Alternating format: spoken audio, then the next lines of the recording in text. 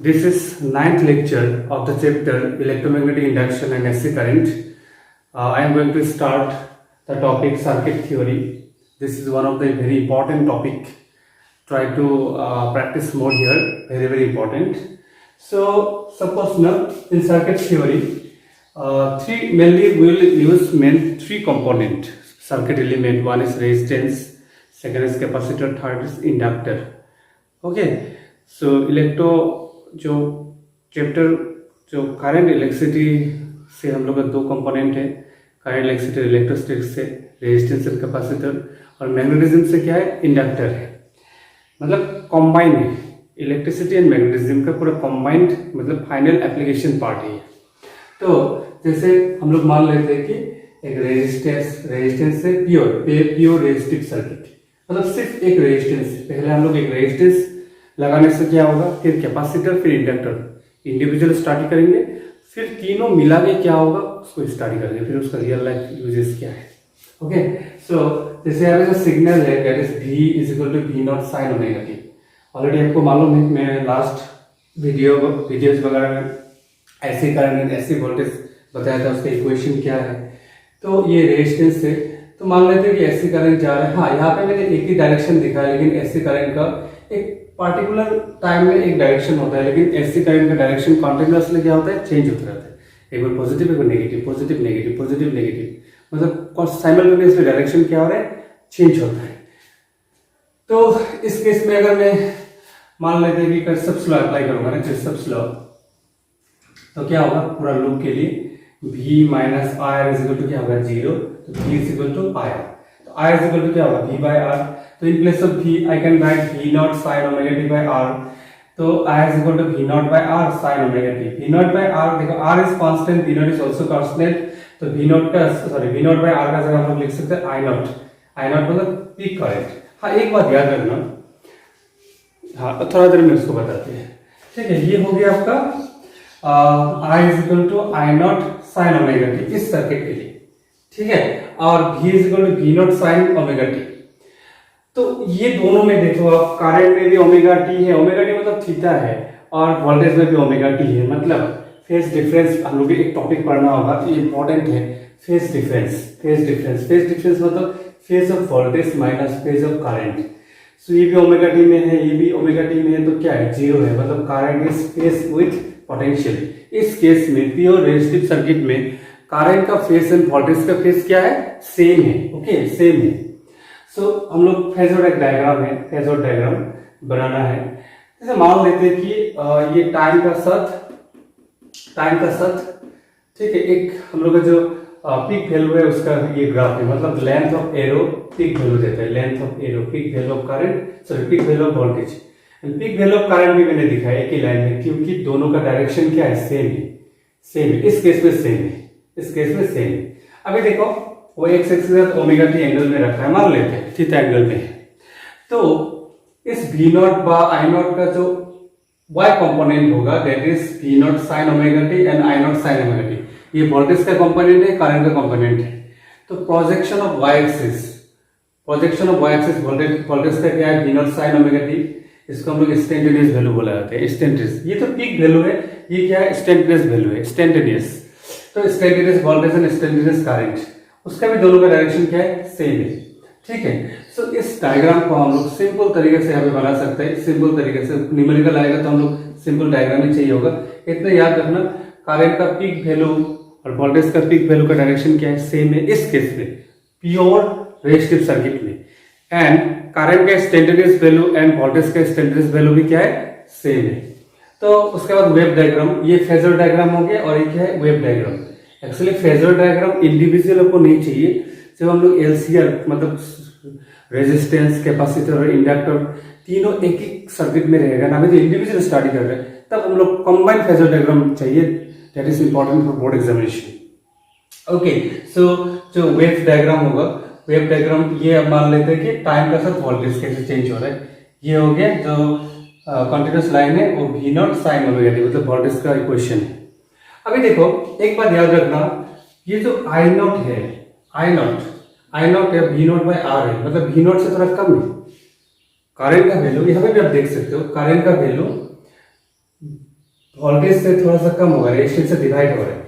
तो ये हम लोग करंट का ग्राफ एक ही फेस में है, एक ही फेस में है। फेस एक ही का मतलब है, मैं और बार बताता हूँ, जिस टाइम में वोल्टेज मैक्सिमम हो रहा है उस टाइम में करंट भी क्या है, मैक्सिमम है। इसी को बोला जाता है सेम फेस। लेकिन करंट का वैल्यू थोड़ा कम है, वोल्टेज का वैल्यू थोड़ा ज्यादा है। तो ये हो गया आपका wave diagram for what, pure resistive circuit. अगर नहीं समझता है तो, नहीं समझ में आता है तो मुझे फोन करना, वेरी वेरी इंपॉर्टेंट, ये पार्ट समझना बहुत जरूरी है। Okay, next is pure inductive circuit. मतलब सर्किट में सिर्फ एक इंडक्टर लगा हुआ है, तो इंडक्टर एल से डिनोट करते हैं, ठीक है। तो सेम तुम्हारा वोल्टेज सोर्स है, V is equal to V naught sine omega t, ठीक है। ऐसे करंट से जा रहा है। हाँ, ऑलरेडी हम लोगों को पता है, जब कोई रेजिस्टेंस से अगर डीसी करंट जाता है तब भी रेजिस्टेंस का काम क्या है, करंट को अपोज करना, और ऐसे करंट जाएगा तब भी अपोज करेगा, ठीक है। लेकिन अगर इंडक्टर से जब डीसी करंट जाएगा, कांस्टेंट करंट, तो आसपास मैग्नेटिक फील्ड भी कांस्टेंट होगा। तो कांस्टेंट मैग्नेटिक फील्ड आपका मैग्नेटिक इंड्यूस ईएमएफ प्रोड्यूस नहीं करता है। मतलब इंडक्टर से जब एसी करंट पास होता है तो उसमें इंड्यूस ईएमएफ प्रोड्यूस होते हैं ऑपोजिट डायरेक्शन में। इतना तो पता है ना, अपोजिट डायरेक्शन में इंड्यूस ईएमएफ प्रोड्यूस होता है। जो जिस करंट चेंजिंग का वजह से ये प्रोड्यूस हुआ है उसी को वो मारना चाहता है, वो अपोज करना चाहता है, खत्म करना चाहता है। तो यहाँ पे आपका ये करंट का, यहाँ पे जो इंड्यूस ईएमएफ होगा ना, ये करंट को उस इंड्यूस ईएमएफ में क्या करेगा, अपोज करेगा। तो ये भी एक रेजिस्टेंस की तरह वर्क करेगा। लेकिन ये सिर्फ एसी के लिए रेजिस्टेंस की तरह वर्क करता है। जब इंडक्टर से, प्योर इंडक्टर से ऐसे करंट पास होता है तो यहाँ पे रेजिस्टेंस प्रोड्यूस होगा ऑपोजिट डायरेक्शन में। बैटरी मतलब क्या है, ओरिजिनल बैटरी का वैल्यू को कम कर देगा। अब ध्यान से सुनने से, मान लो कि एक बैटरी है 10 वोल्ट का और एक बैटरी में उल्टा करके लगा दिया 6 वोल्ट का। तो अभी देखो ये रिजल्टेंट वोल्टेज कितना होगा, 4 वोल्ट, क्योंकि पोलैरिटी अलग अलग है। अगर मैं इसको सेम पोलैरिटी का अगर बनाता हूँ, अगर अब देखो सेम पोलैरिटी अगर बनाते हैं ना, यहाँ पे 10 वोल्ट, यहाँ पे 6 वोल्ट, तो ये कितना हो जाएगा, ये हो जाएगा 16 वोल्ट हो जाएगा। सिमिलरली यहाँ पे ना, यहाँ पे इस टाइप का एक बैटरी प्रोड्यूस होगा ऑपोजिट डायरेक्शन में, ठीक है। ऑपोजिट, इस करंट का ऑपोजिट डायरेक्शन में इसमें करंट प्रोड्यूस भेजेगा, ठीक है। तो इसको हम लोग ई मान लेते हैं, इस बैटरी का। इंडक्टर में जो ऑपोजिट इंड्यूस ईएमएफ प्रोड्यूस हुआ है ना, उसका हम लोग पोलैरिटी ऐसे ले लिए, ठीक है। ये भी कंटिन्यूसली चेंज होता रहेगा। ये जब मतलब ये भी चेंज होगा तो ये भी उसी हिसाब से चेंज होगा। तो उसको हम लोग मान लेते हैं कि ईएमएफ ई है, ई। तो अब इस लूप के लिए अगर किरचॉफ लॉ लगाएंगे तो क्या होगा, किरचॉफ लॉ लगाने से आपको क्या होगा, V minus EMF is equal to क्या होगा, 0। हाई से लो जा रहा है, ठीक है, फॉल हो रहा है तो माइनस होगा। वो तो मैंने सिखाया किरचॉफ लॉ में, ओके। तो अभी देखो ई का जगह हम लोग क्या लिख सकते हैं, ईएमएफ जो प्रोड्यूस हो L D I by D T, इसको तो पढ़ा चुका है। तो V minus L D I by D T is equal to क्या होगा, 0। फिर L D I by D T is equal to V होगा, माइनस माइनस कैंसिल हो गया, D I is equal to क्या होगा, V का जगह हम लोग क्या पुट करेंगे, V का जगह पुट करके V naught sine omega t, V naught sine omega T. फिर L उस टाइम में जाएगा तो यहाँ पे इंटू है तो डिवीजन हो जाएगा डी टी। सो ये तो डिफरेंशियल इक्वेशन है। सो इसको इंटीग्रेट करना पड़ेगा टोटल करंट के लिए। तो इंटीग्रेट करने से क्या होगा, V not by L constant है, सामने ला दिया, कॉस साइन ओमेगा टी का क्या होगा, minus cos omega T by omega. ऐसा क्यों डिवाइड बाय होता है ये तो पहले बताया गया ना, दोबारा मैं एक्सप्लेन नहीं करूंगा। सो क्या हो जाएगा, माइनस V नॉट, ओमेगा को भी इसको लेके आया, omega L cos omega t. तो I इज इक्वल टू क्या होगा, ये जो वैल्यू है इसका जगह मैंने क्या लिखा, इसका जगह लिखा है माइनस को नहीं है, माइनस को साथ माइनस लिख दिया, V naught by omega L को I नॉट लिखा है। इसको लिखने का रीजन मैं बता रहा हूँ आपको थोड़ा देर में। उसके बाद कॉस ओमेगा टी, तो I इज इक्वल टू क्या होगा, माइनस I नॉट। अभी देखो कॉस ओमेगा टी का जगह लिख सकते हैं sine 90 minus omega t, 90 minus omega t trigonometric formula है। फिर देखो माइनस को हटाने के लिए हम इसको उल्टा कर सकते हैं, I naught sine omega T by 90, ठीक है, ओमेगा टी बाई 90। पहले मैं इसको बता देता हूँ, I नॉट का जगह मतलब V not by omega L का जगह हम लोग क्या लिया, I नॉट। एक्चुअली ना I इज इक्वल टू क्या होगा, V बाई आर है। इसका मतलब ये जो वैल्यू है ये रेजिस्टेंस के काम कर रहा है। बट ये जो रेजिस्टेंस ओमेगा एल क्यों है, क्योंकि ये जो रेजिस्टेंस है ये इंडक्टर का वजह से प्रोड्यूस हुआ है। इंड्यूस ईएमएफ ऑपोजिट डायरेक्शन में जो है उसके वजह से प्रोड्यूस हुआ है, इसलिए इसको ना इस रेजिस्टेंस को एक्सएल से डिनोट करते हैं। एक्सएल न्यू एक नाम आ गया which is called inductive reactance. Resistance जैसे यूनिट है ओम, क्योंकि रेजिस्टेंस तो है, प्रोड्यूस हुआ है कारण, प्रोड्यूस होने का कारण अलग है। हाँ, सो आपको एक न्यू फॉर्मूला मिल गया अभी, एक्सएल इज इक्वल टू क्या है, ओमेगा एल। इसका बारे में मैं थोड़ा देर में और डिटेल्स आऊंगा, खाली इतना याद रखना अभी, XL is equal to omega L by, इसको और एक एक्सटेंड कर सकते हो, XL is equal to 2 pi F, याद करो ओमेगा की जगह लिख सकते हो 2 pi F L. Okay, so अभी देखो हम लोग का वोल्टेज का इक्वेशन क्या था, V is equal to V naught sine omega t, V is equal to V naught sine omega t. I का इक्वेशन क्या मिला है, I का मिला I is equal to I naught sine omega t by 90। इसका मतलब है voltage से करंट कितना डिग्री पीछे है, 90 डिग्री पीछे है। Current lags behind potential by 90 degree. सब एक प्योर रेजिस्टिव सर्किट था ना, उसमें करंट का डायरेक्शन एंड वोल्टेज का डायरेक्शन क्या था, सेम था, फेज डिफरेंस भी सेम था। लेकिन यहाँ पे फेज डिफरेंस कितना है, इंडक्टिव सर्किट में कितना है, 90 डिग्री। ठीक है, क्योंकि इंड्यूस ईएमएफ ऑपोजिट डायरेक्शन में प्रोड्यूस होता है, उसका वजह से 90 डिग्री है। तो फेजर डायग्राम हम लोग बनाएंगे ना, मान लेते हैं टाइम का साथ ये वी नॉट का एंगल कितना है, कितना एंगल बना के रखा है, फेज कितना है, ओमेगा टी।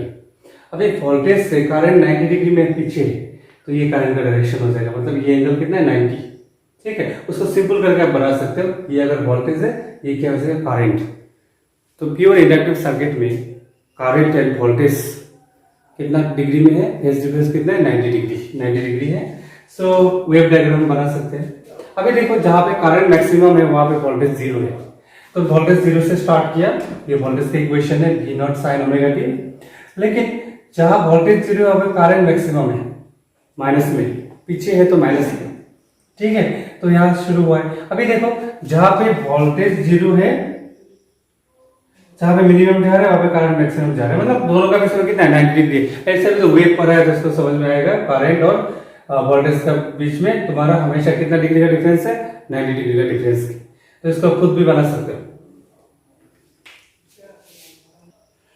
सो नेक्स्ट दो न्यूमेरिकल दे रहा हूं, दोनों इंपॉर्टेंट है। पहला में एक वोल्टेज सोर्स दिया हुआ, इक्वेशन दिया हुआ है, और इंडक्टर का वैल्यू जो है 2 Henry. Find the equation of current versus time, also calculate IRMS। तो ठीक है, अगर ये इक्वेशन दिया हुआ है तो करंट का इक्वेशन क्या होगा, 90 डिग्री पीछे होता है इन केस ऑफ इंडक्टर, तो I is equal to I naught sine 10t plus 30 minus 90। So I is equal to क्या होगा, I naught sine 10t minus 60। Okay, calculation करने के बाद अभी देखो आई नॉट का वैल्यू हम लोग को पता है, V naught by XL, V naught by XL होता है, सिंप्लीफाई करने से क्या होगा, ओमेगा है। सो वी नॉट का वैल्यू कितना है, 10 है। वी नॉट का वैल्यू कितना है, वी नॉट का वैल्यू 10 दिया हुआ है। ठीक है, यहाँ पे जो भी वैल्यू होगा वी नॉट ही होगा 10। फिर ओमेगा कितना दिया हुआ है, देखो ओमेगा, यहाँ पे जो ओमेगा टी था ना, ओमेगा का जगह कितना है, 10 है, 10, और एल कितना है, 2 दिया हुआ है, सो 0.5 एम्पियर होगा। सो IRMS कितना होगा, 0. I naught by divide by root 2 होता है ना, याद है ना, 70% ऑफ पीक वैल्यू। सो इतना एम्पियर, इसको कैलकुलेट कर लेना आप लोग। नेक्स्ट क्वेश्चन खुद सॉल्व करो, यहाँ पर 4 हेनरी दिया हुआ है, और इक्वेशन को थोड़ा चेंजेस से, ठीक है, चेंजेस से find the equation of current versus time and also calculate IRMS। इस टाइप का क्वेश्चन आपको फ्रीक्वेंटली मिलेगा। ओके,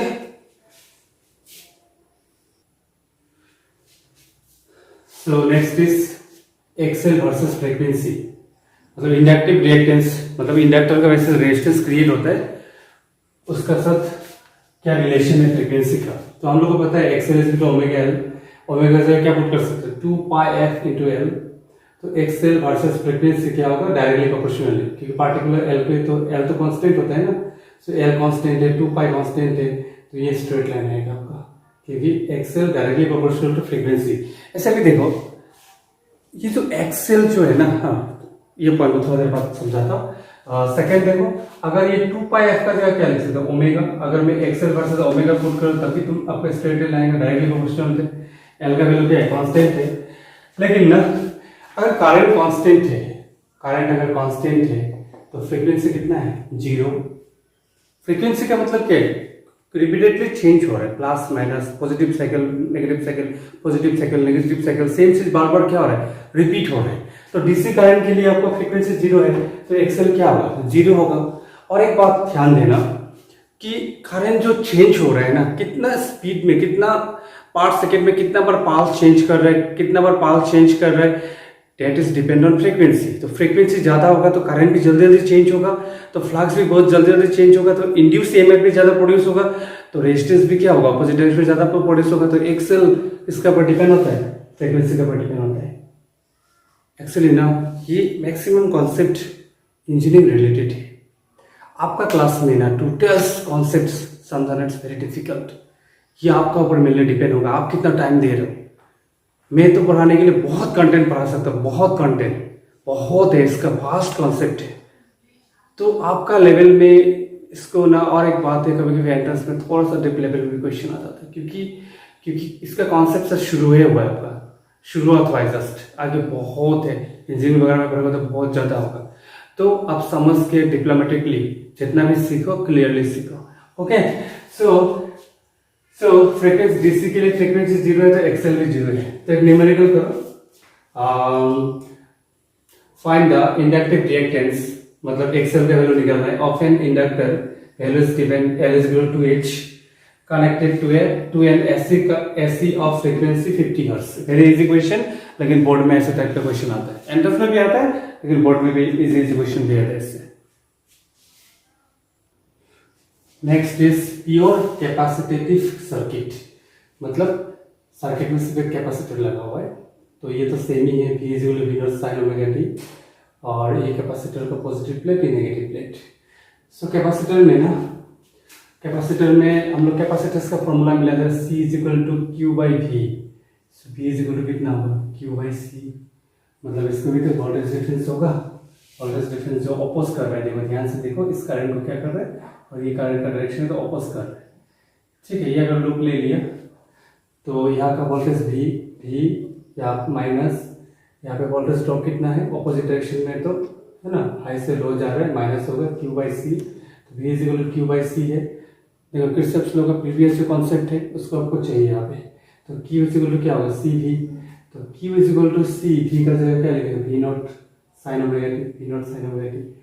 तो I इज इक्वल टू, हम लोग इसको डिफरेंशिएट करेंगे तो dq बाई dt, इसका जगह हम लोग I लिख सकते हैं, और इसको भी डिफरेंशिएट करना होगा dt का रिस्पेक्ट में, तो C कांस्टेंट है, V नॉट कांस्टेंट है, पीक वैल्यू है तो कांस्टेंट है।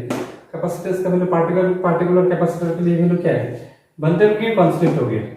ठीक है, मैन्युफैक्चरिंग कंपनी जब बना देगा कि ये कांस्टेंट हो गया, तो C V naught sine omega t क्या होगा, कॉस डिफरेंशिएट कर रहा है, इंडिकेट करेगा तो डिवाइड बाय ओमेगा होगा, तो डिफरेंशिएट करेगा तो इनटू ओमेगा होगा, तो cos omega t into omega. तो हम लोग लिख सकते हैं I इज इक्वल टू, ये ओमेगा का सामने लिख दिया, omega C V not into cos omega t। अभी देखो इसका जगह हम लोग क्या लिखा है, I नॉट लिखा है, I is equal to I naught cos omega t, I is equal to I naught sine, cos को चेंज करना होगा साइन का रेस्पेक्ट में, तो ओमेगा t प्लस 90। ये तो फॉर्मूला हम लोग आ गया। इसको एक्सप्लेन करने से पहले मैंने इसको एक्सप्लेन करता हूँ। देखो I नॉट का जगह हम लोग यहाँ पे I नॉट, किसका जगह I नॉट लिखा है, ओमेगा C V नॉट, तो इसको हम लोग ऐसे लिख सकते हैं ना, V नॉट बाय ये ओमेगा C को 1 बाय ओमेगा C, एक ही बात है, ये ऊपर चला जाएगा। ठीक है, एक्चुअली ना जो ओम्स लॉ था ना, I is equal to V by R, तो यहाँ पे कोई ऐसा टर्म्स होगा जो रेजिस्टेंस की तरह वर्क करेगा, तो उस फॉर्म में लाना है। तो ये जो वैल्यू है इसको हम लोग XC बोलते हैं, मतलब ये भी तो रेजिस्टेंस की तरह काम कर रहा है ना, it is also work as a resistance in case of what, AC current. Inductor भी रेजिस्टेंस की तरह काम कर रहा है, और ओरिजिनल रेजिस्टेंस भी रेजिस्टेंस की तरह काम कर रहा है, यहाँ पे कैपेसिटर भी रेजिस्टेंस की तरह काम कर रहा है, कैपेसिटर में चार्ज होगा तो खाएगा करंट, अपोज करेगा। सो XC का जगह क्या लिखेंगे, 1 बाय ओमेगा C, XC का नाम हो जाएगा कैपेसिटेटिव रिएक्टेंस, कैपेसिटेटिव रिएक्टेंस, और I is equal to V naught by क्या है, XC, V naught by XC। इसका मतलब है, देखो रेजिस्टेंस जब था प्योर रेजिस्टिव सर्किट में, करंट का डायरेक्शन रेजिस्टेंस का सारे डायरेक्शन क्या था, सेम था। फिर इंडक्टर के केस में क्या था, current behind legs behind 90 degree में था, पीछे था, और यहाँ पे करंट आगे है 90 डिग्री, ये अगर V नॉट होगा तो 90 डिग्री आगे क्या I नॉट है, ये हो गया फेजर डायग्राम। सिंपल तरीके से बनाओगे तो ये होगा तो ये I हो जाएगा आगे 90 डिग्री आगे, वो पीछे था। उस केस में क्या था, ये V था तो ये I था। हाँ, कंफ्यूजन नहीं होना। और वेब डायग्राम तो आप खुद बना सकते हैं, हाँ खुद बना सकते, प्रॉब्लम नहीं। मेरा थोड़ा रफ हो गया तो थोड़ा उलट पलट हो गया। खाली यहाँ पे ये 0 से स्टार्ट होगा तो पॉजिटिव पीक वैल्यू से स्टार्ट होगा, उसमें क्या था नेगेटिव पीक वैल्यू से स्टार्ट है, पीछे था यहाँ पे आगे है। ओके हाँ, अभी देखो मेनली ये जो हम लोग 3 चीज पढ़ा है, एक हो गया आपका resistance, original pure resistance, second है इंडक्टर, और एक हो गया कैपेसिटर। इसका मतलब है एक ऐसे सिग्नल लगाया, ऐसी सोर्स है करंट का वोल्टेज का, उस केस में अगर एक सर्किट में अगर हम लोग कैपेसिटर, इंडक्टर और रेजिस्टेंस लगाए तो तीनों करंट को क्या करता है, अपोज करता है। हाँ, अपोजिंग का डायरेक्शन अलग अलग हो सकता है, लेकिन तीनों का काम है क्या करता है, अपोज करता है, करंट को अपोज करता है। तो रेजिस्टेंस मतलब अपोजिंग पार्टी यहाँ पे जो है ना 3 है, लेकिन जो रेजिस्टेंस है तो ओरिजिनल रेजिस्टेंस ही है। लेकिन बाकी जो 2 अपोजिंग पार्टी है, एक को बोला जाता है inductive reactance denoted by XL, जिसको हम लोग मानते हैं ओमेगा एल, उसको भी डिटेल्स पता है। सेकेंड है जो कैपेसिटर का वजह से जो रिएक्टेंस है, that is called capacitative reactance, जिसको डिनोट करता है X C, which is 1 by omega C. इसको ऐसा भी लिख सकते हैं, X C is equal to 1 by 2 pi F C. यानी सिग्नल का अगर फ्रीक्वेंसी अगर बहुत ज्यादा होगा ना, बहुत ज्यादा होगा, तो कैपेसिटर उसको पकड़ नहीं सकते ज्यादा स्पीड में, तो उस केस में उसका रेजिस्टेंस का वैल्यू क्या होगा, कम होगा, रिएक्टेंस का वैल्यू कम होगा। इस केस में रेजिस्टेंस नहीं बोलते, रिएक्टेंस बोलते हैं। ठीक है, तो हाई फ्रीक्वेंसी सिग्नल के लिए कैपेसिटिव रेजिस्टेंस कम होगा, और लो हाँ और हाई फ्रीक्वेंसी सिग्नल के लिए आपका इंडक्टिव रिएक्टेंस क्या होगा, ज्यादा होगा। यानी ये और वो उल्टा है, एक सेल और एक सी उल्टा है, सी है, हाँ उल्टा है, ऑपोजिट है, ऑपोजिट। एक ऊपर जाएगा तो एक का डायरेक्शन क्या होगा, नीचे होगा। ठीक है, नीचे होगा। ये कॉन्सेप्ट आपको कहाँ काम आएगा, सब हम लोग एलसीआर सर्किट पढ़ेंगे। अभी तो इंडिविजुअल कंबाइन करके पढ़ना होगा। इसका क्वेश्चन सॉल्व करो, कैपेसिटेटिव रिएक्टेंस का। कैपेसिटर का वैल्यू दिया हुआ है माइक्रोफैराड में, ये वोल्टेज सोर्स दिया हुआ है। Find equation of current versus time, also calculate I average for half cycle and full cycle. ठीक है, इसको जितना क्वेश्चन दिया सॉल्व करके भेजो, तो काफी इंपॉर्टेंट और इंटरेस्टिंग टॉपिक है। और एक टॉपिक रह गया था एक्सी वर्सेस फ्रीक्वेंसी। इंडक्टर के लिए क्या था, डायरेक्टली प्रोपोर्शनल था, इस केस में इनवर्सली प्रोपोर्शनल है, एक्सी ज्यादा होगा फ्रीक्वेंसी कम होगा। ठीक है, तो ऐसा ग्राफ होगा, नीचे आएगा, उसमें क्या था, ऊपर था, स्ट्रेट लाइन था। Okay, so this is all about pure resistive circuit, pure inductive circuit, pure capacitive circuit. थोड़ा सा कंपेयर कर देता फिर से। रेजिस्टेंस के केस में आई एंड आर, सॉरी पी का डायरेक्शन क्या सेम है। ठीक है, सेम है, दोनों का इक्वेशन भी सेम है, I naught sine omega t, और यहाँ पे आई नॉट क्या है, sine omega t, sorry V naught sine omega t. Okay, फिर इंडक्टिव का केस में क्या था, V naught sine omega t था वोल्टेज का, लेकिन करंट का क्या था, I naught sine omega t minus 90, current 90 degree पीछे था। और इस केस में जो इंडक्टिव रेजिस्टेंस है, inductive reactance that is omega L, इसको सिंपलीफाई करने से क्या होगा, 2 पाई एफ इनटू एल। फिर कैपेसिटेटिव के केस में क्या है, वी नॉट वोल्टेज का, तो V naught sine omega t है, तो करंट का क्या होगा, I naught sine omega t plus 90 degree आगे है, इसके लिए एक्सी माना जाता है, एक्सी इज इक्वल टू क्या होगा, 1 बाय ओमेगा सी। इसका मतलब एक्सी का जगह लिख सकते हैं 1 बाय 2 पाई एफ इंटू सी। तीनों का कॉम्बिनेशन बता दिया। अभी नेक्स्ट वीडियो आज बनाऊंगा, उसमें पूरा एलसीआर सर्किट के लिए एक बड़ा सा वीडियो होगा, और ये क्वेश्चन तुरंत मिलने के बाद तुरंत समझ के सॉल्व करके भेजो। कल प्लानिंग था बहुत सारा वीडियो बनाने का, कल थोड़ा बैंक का काम था, तो गया था 1 घंटा के लिए, लेकिन काफ़ी टाइम लग गया, तो आके फिर टायर्ड हो गए, तो बनाने का मन नहीं कर रहा था, तो आज प्लानिंग है थोड़ा सा पार्ट 1 को ऑलमोस्ट कंप्लीट करने के लिए। मतलब फिजिक्स का बुक 1 ऑलमोस्ट ज़्यादा टाइम और 1-2 वीडियो में ख़त्म हो जाएगा। ओके।